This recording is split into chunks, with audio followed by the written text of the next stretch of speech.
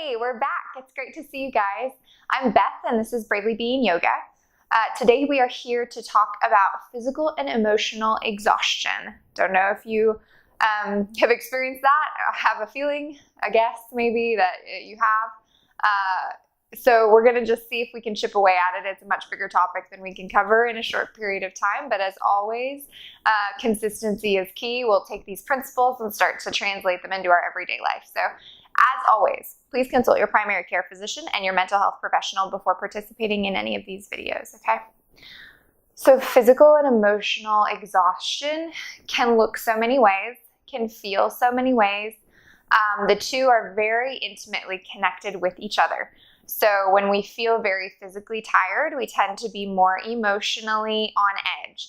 And the opposite is true. When we are very emotionally overwhelmed, drained, distraught, we tend to experience exhaustion in our bodies as well. And so just dealing with one or just dealing with the other, to me, feels a little bit less productive than blending those two things together and trying to kind of give our body what it needs while also giving ourselves some emotional space to process.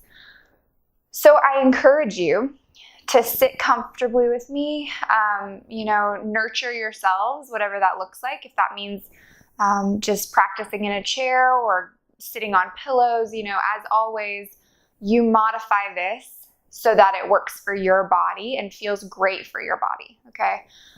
And we might just start with noticing our breathing. Sometimes we start there and sometimes we don't, but we're going to try that today. So I invite you to close your eyes if you'd like. We might go ahead and close our eyes if it feels safe and if it feels better to keep our eyes open so we can experience our surroundings visually. We absolutely can do that as well. And as always, the first thing we're going to do is we're just going to notice. When we feel exhausted, sometimes we feel really heavy. Sometimes our breathing can feel really heavy. Sometimes it can feel like it's hard to breathe deeply. So maybe we just check in and notice if there is a sense of heaviness in our bodies. Maybe it's the pit of our stomach. Maybe it's the way we're holding our shoulders. Maybe it's kind of a droopiness in our spines, tension in the hips maybe a headache.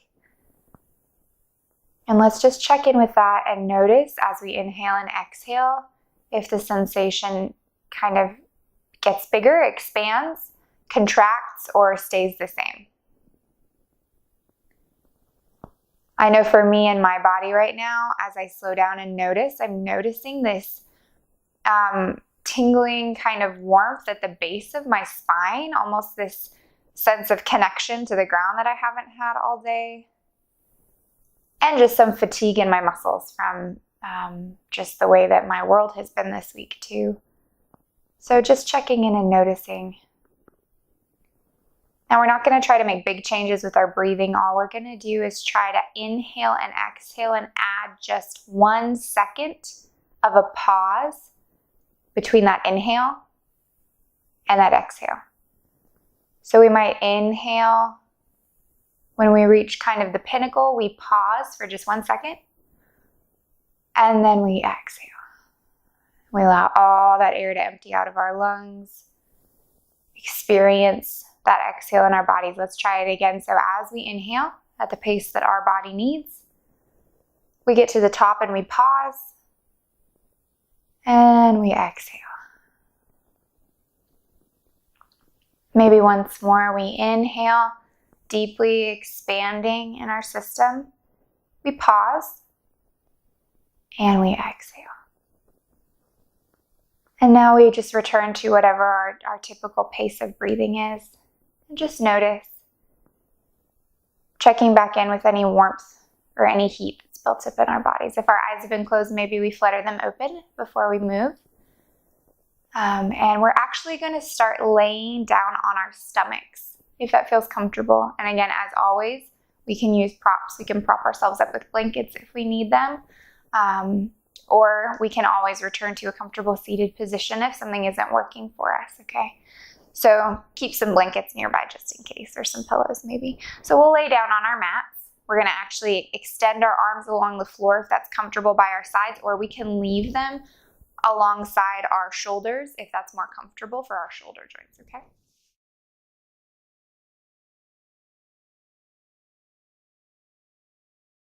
So as we settle in here, maybe resting our forehead on the floor.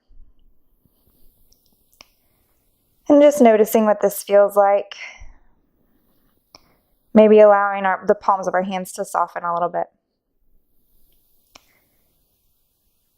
And we're going to move into what's called locust pose. We're going to create just a tiny bit of heat and stability in our bodies. I know it seems weird to build heat when we're talking about being exhausted, but we actually need it so that we can move forward in our practice. So we might just gently raise our heads up off the floor and our shoulders. And maybe that's enough. Maybe just that engagement in our core that has to happen, maybe that's enough. And maybe with our next exhale, we lower that head back down to the mat. Maybe we turn it to one side. Notice what this restful position feels like for our bodies. Maybe with our next inhale, we try that one more time. So maybe we inhale up, just gently lifting our heads up off the floor. Maybe we exhale back down. Maybe we turn our head to the other side. Maybe we keep it on the same side, whatever feels great. If that's enough, then we're going to maybe stay right here, or we might add our legs. We might add our shoulders, our head, and our legs, inhaling to lift up off the floor.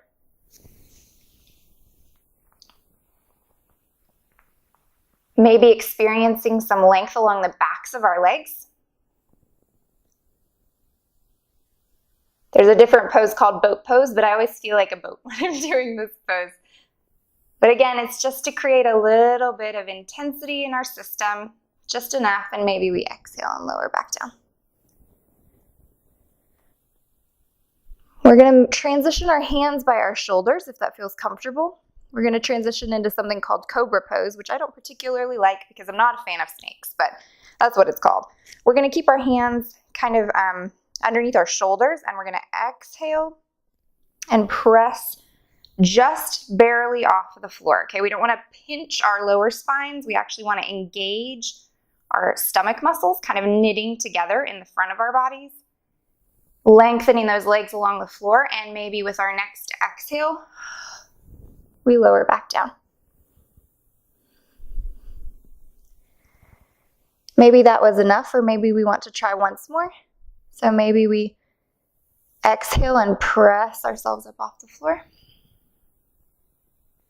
Maybe we even check in and look from side to side, noticing if we can lengthen that spine all the way up to our head. With a nice inhale and an exhale, we drop back down. And now we will transition ourselves to child's pose. Hooray. So we're going to press back on our hands, press back onto our knees, into a nice long child's pose. Some people like to keep their knees further apart. Some people like to keep them together. Some people want some additional support into the front of their bodies. Some people need some support under their hips. So again, notice what feels great to you. Otherwise, let's just meet each other down on the mat. This extended child's pose with our arms lengthened feels very comfortable to my body, but of course you can also keep your arms down by your sides if that feels more comfortable to you.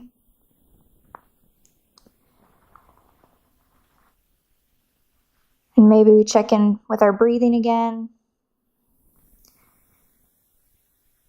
If our head isn't supported by a pillow, if it is reaching down to the floor, maybe we rock our forehead gently from side to side on the mat. A little forehead massage, creating some pretty instant relief in our system.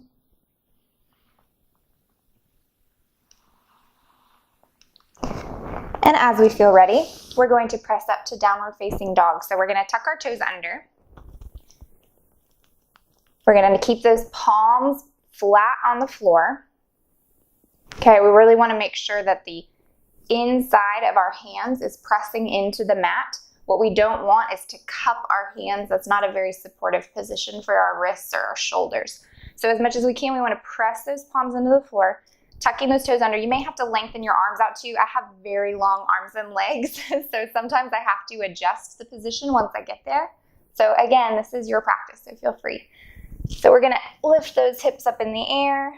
We may keep a nice, luxurious bend in those knees so that we feel really, really supported and tall so that we can create a nice stretch in the front and the backs of our bodies. Maybe we start to walk those feet if that feels more comfortable, those heels. Or maybe we find a little bit of stillness with those heels lengthening towards the floor. Again, we keep that micro bend in our knees. We do not want to lock out our joints. We don't want to lock out our knees or lock out our elbows.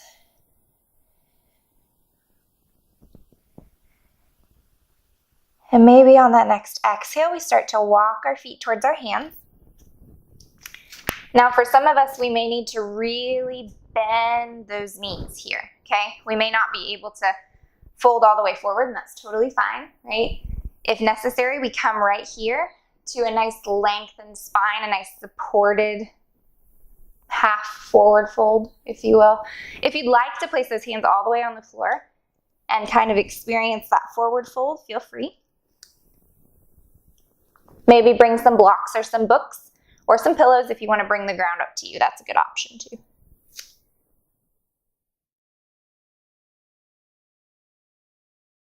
And on our next inhale, we're going to reverse swan ourselves up to standing. So we're going to bring those arms with a nice long spine all the way up. I'm going to turn my body so that I'm facing you. Let's bring those hands back down to our nice mountain pose with those feet hip width apart. Those arms lengthening towards the floor. That nice micro bend softening in our knees. Our hips stacked over our knees and our ankles. Our shoulders nice and released and relaxed down towards the floor. And maybe we tap back into that breathing. Just notice what it feels like here. I was just closing my eyes because it's easier for me to feel that way, but you might want to open them if they were closed because we're going to do a little bit of a silly balance together. We're going to just take one leg and pick it up off the floor. No nice fancy position. We're just going to pick it up and notice the wobbling that happens. Knitting that core together. Maybe lengthening through that spine just a little bit. I feel all sorts of wiggles and shakes today on that standing leg. And maybe we place that foot back on the floor. Both sides are going to feel different probably, so let's try the other side. Just a nice soft knee in the front, just gently lifting that foot just a little bit off the floor, a few inches. And noticing what it feels like to create some stability, to feel strong, even if it's hard to feel balanced, right? And let's put that foot back down. Let's feel those feet pressing into the floor, all four corners, the outside corners of your heels and the outside corners of the balls of your feet. We're going to take ourselves right back down towards the floor. Okay, so we're going to inhale with those arms all the way up. We're going to exhale and swan dive ourselves down. Again, if we need to stop right here, that's great. If we'd like to bend all the way down to the floor to a forward fold, that's great too. And we're going to tuck one foot and then the other. And we're going to sit our hips off to one side and come back to a nice seated position, okay? If you need to sit on a cushion, a pillow, some blankets so that your hips are elevated, so it's more comfortable to sit on the floor, that's wonderful. If it's more comfortable to lengthen your feet out in front of you, that's great too, okay? So from here, we're going to just take a nice lengthening side bend, okay? So we'll reach one arm up. For me, I'm going to take my right arm up towards the ceiling. I'm going to keep that left arm down towards the floor. With my next exhale, I'm just going to lengthen and open up the right side of my body. And I'm going to check in with how I'm breathing, right? So let's notice our breathing.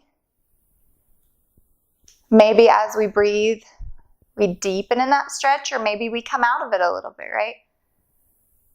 We're really expanding and contracting that open side of our body. For me, that right side of my body. And with my next inhale, I'm going to come back up. Feel free to join me, and we'll switch sides. So we'll put that, for me, right hand down on the floor.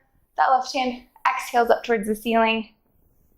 And we reach over, creating a lot of great space in that opposite side of our body.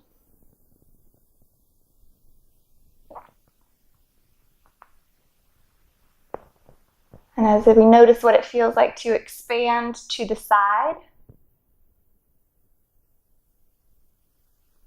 we can exhale and bring ourselves back up to center. Okay, from here we're gently gonna twist. Very slow, controlled, small, right? We're not creating some really big forcing twist. We're just going to start with an exhale, maybe look over that right shoulder, and just gently allow our arms to follow our exhale. So maybe we walk those hands around just a little bit.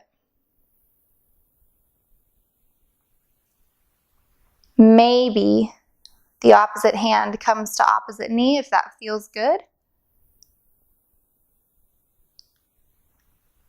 And with each exhale, we deepen the stretch. Not because we're forcing it. When we're ready, maybe we inhale back to center. Notice what that side feels like. And on the next exhale, maybe we float our chin over that left shoulder. And maybe we start to walk those hands around. Maybe with each exhale as we twist, we're able to bring one knee to the opposite hand.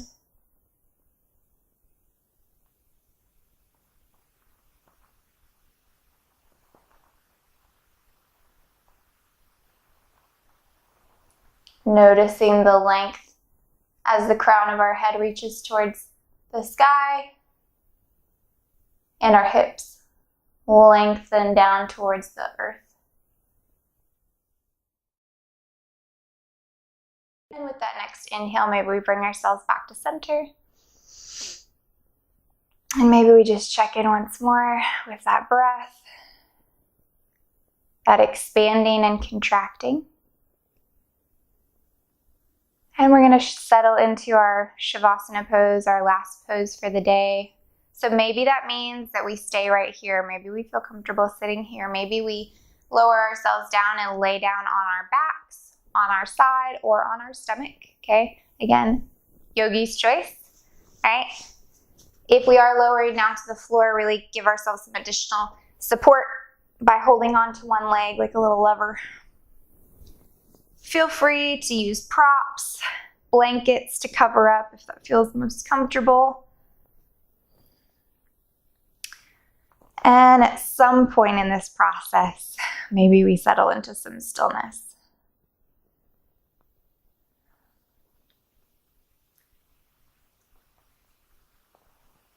This would be a great opportunity to check back in with that physical and emotional exhaustion. We haven't really talked about it much through the practice. We've really been focusing on the experience of our bodies in the practice. That's a really important part of trauma-informed yoga, actually. It's important for me to give you some explanations, for me to provide some, it's called psychoeducation, some good information about what it is that we're doing. But in this particular practice, I was hoping to give you a body-based experience and then to kind of bring the mind back into it. So I invite all of you and myself now to check in with that emotional exhaustion, that heaviness that we were sensing at the beginning of the practice. and just see where it's at now.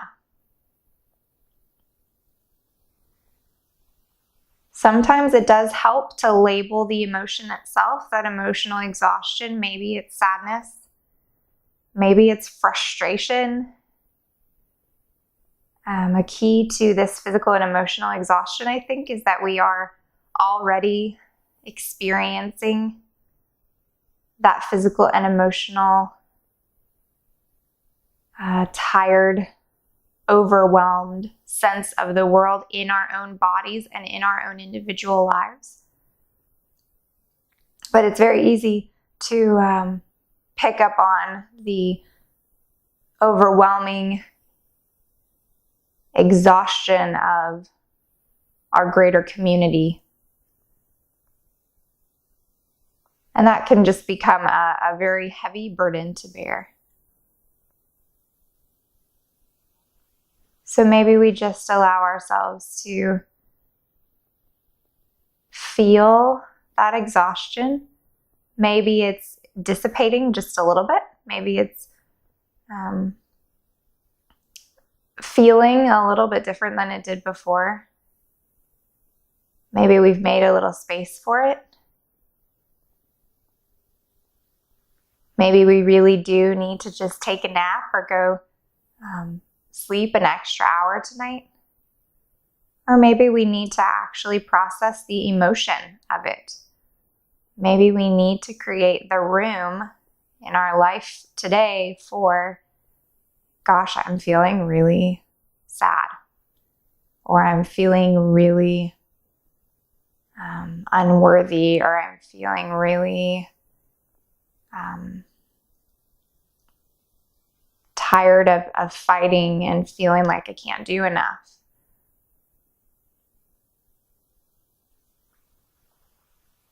I want to encourage you that just by taking this time, you are doing more and more. Even if it doesn't feel like you're doing anything, you're being a lot of things right now.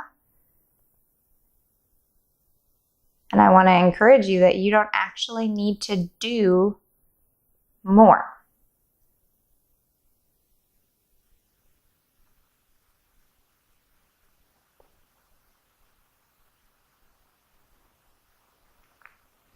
Being with yourself and just noticing this breath and this sensation in your body is more than enough for right now.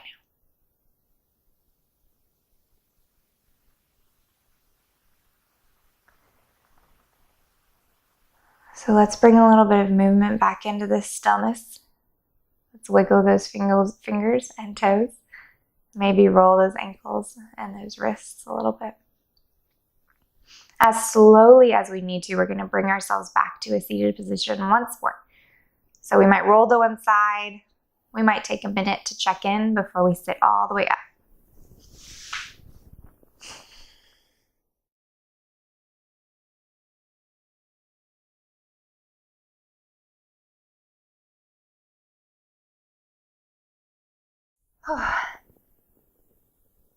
Maybe we flutter those eyes open if they've been closed.